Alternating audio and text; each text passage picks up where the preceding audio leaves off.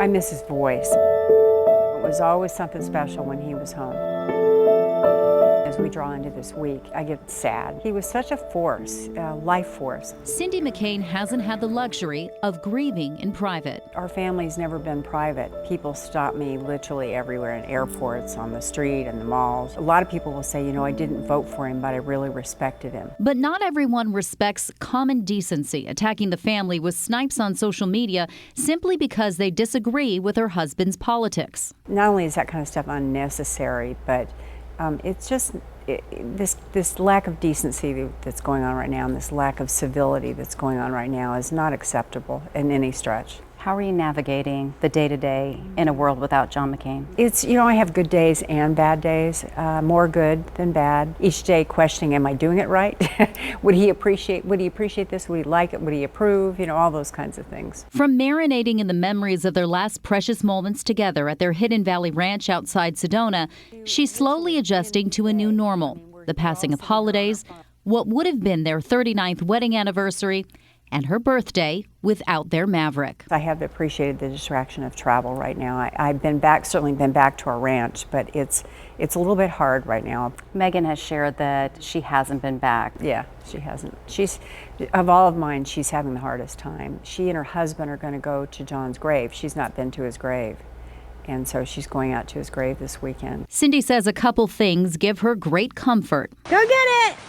Burma was never the same after John died. Though she was sad to lose John's beloved Chesapeake Bay Retriever Burma, she knows they're together again. They're up there together now, having a good time, throwing the balls and doing all that kind of stuff. And then there's this. Literally any day. I mean, we're all sitting here on our phones, you know, waiting for the text that goes out. Her youngest son, Jimmy, and daughter-in-law, Holly, are expecting their first baby. And it's a boy. How beautiful would that be? Because the due date is very close to John's birthday. Right. And to the day he died. She's working with TGen in the push to find a cure for glioblastoma and is just as passionate about getting the pendulum of our increasingly divisive politics to swing back to center. He would be very disappointed in what's going on right now. I know he would. Both parties have been led astray. Both of us agree on some things and both of us disagree on many things. But that's okay. You know, that's what the United States is all about. You didn't vote for Donald Trump before. No, we know that I Joe wrote Biden. my husband in. Yeah, we know that Joe Biden is a personal family friend.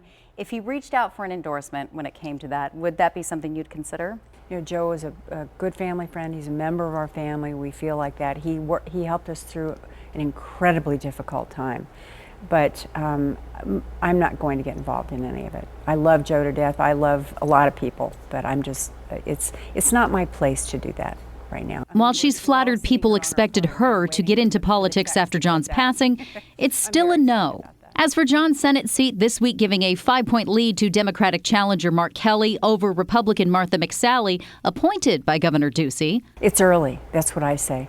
Listen, I've been in a spot where my husband they counted him out in 2008. He was done, and he wound up getting the nomination. We hear a lot of people say that they wish we had a John McCain in the world still with the way so things. So do I. What do you think John's advice would be now to politicians and voters?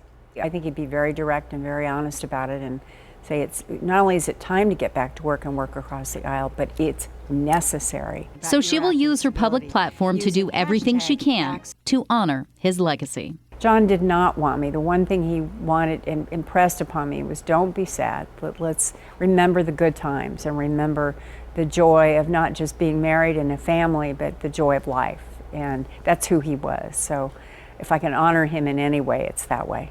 The McCain family is having an intimate gathering Saturday with their closest friends and then throwing a much bigger party here in Phoenix for his birthday next Thursday, inviting people from all over the country who worked with them and on his campaigns. They call it the Hotel California party because Cindy says in the McCain world, once you check in, you can never leave. Back to you guys.